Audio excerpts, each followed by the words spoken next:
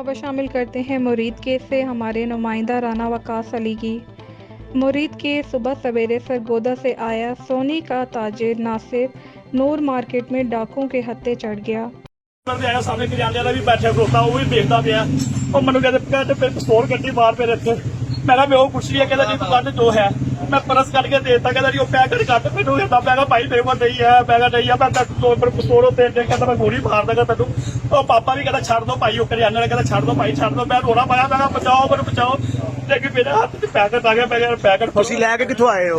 मैं सरगोती हूँ ਕਿੰਨਾ ਸੋਨਾ ਸੀ? 500 ग्राम ਅੱਛਾ, ਕੈਸ਼ ਕਿੰਨਾ ਸੀ?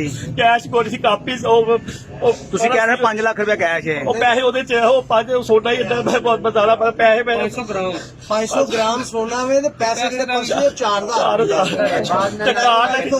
ਆਪਾਂ ਸਾਰੇ ਕਾਰਡ ਤੁਹਾਡਾ ਨਾਮ ਕੀ ਹੈ? ਹਰ ਸ਼ਿਫਰੀ ਤੁਹਾਡਾ ਨਾਮ ਕੀ ਹੈ? ਨਾਸਰ ਰਿਹਾਇਸ਼ ਤੋਂ ਮਰੀਜ਼ ਕਿਹਦੀ ਜੇ? ਇਹ ਸਰਗੋਧਾ ਸਾਡੇ ਕਾਰੀਗਰ ਨੇ ਸਾਨੂੰ ਇਹ ਸਮਾਨ ਬਣਿਆ ਵੇਚਣ ਆਉਂਦੇ ਨੇ। ਅੱਛਾ ਅੱਛਾ, ਹਾਂ ਸਰਗੋਦੇ ਦੇ ਤੁਸੀਂ? ਦੋ ਮੁੰਡੇ ਪਿੱਛੇ ਇੱਕ ਬੰਦਾ ਵੀ ਰੱਖਿਆ ਉਹਦੇ ਪਿੱਛੇ ਵੀ ਰੱਖੇ ਉਹ ਮੈਂ ਰੋਣਾ ਪਾਇਆ ਸੀ ਮਾਰ ਕੇ ਕੋਟ ਬਾਹਰ ਨਿਕਲੀ ਮੈਂ ਦੱਸ ਰਿਹਾ ਲੱਗਦਾ ਕਿਸ ਤਰ੍ਹਾਂ ਫੜ ਲਵਾਂਗੇ ਬੰਦੇ ਲੱਭ ਜਾਣਗੇ ਕੋਈ ਗੱਲ ਨਹੀਂ ਤੂੰ ਟੈਨਸ਼ਨ ਲੈ ਅੱਲਾ ਖੈਰ ਕਰੇਗਾ।